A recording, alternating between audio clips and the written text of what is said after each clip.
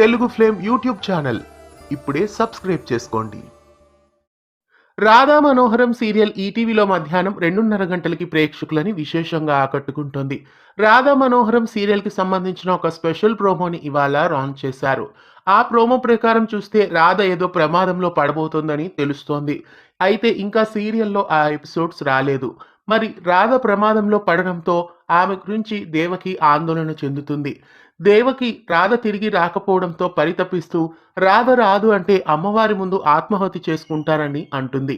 ఆమె దేహ జ్వాలలే అమ్మవారికి హారతి కావాలంటూ చేతిలో కర్పూరాల్ని వెలిగించుకుంటుంది. దేవకి పిలుపుకు కరుణించి స్వయంగా కనకదుర్గమ్మే రాధను వెంట పెట్టుకొని తీసుకొస్తుంది. దసరా స్పెషల్ గా అమ్మవారిని సీరియల్లో తీసుకురాబోతున్నట్లు తెలుస్తోంది. అమ్మవారి క్యారెక్టర్ లో భావన ఎంతో అద్భుతంగా కనిపిస్తున్నారు.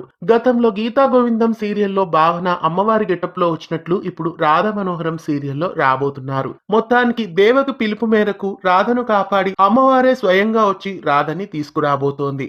అమ్మవారి గెటప్ లో భావన ఎలా అనిపిస్తున్నారు?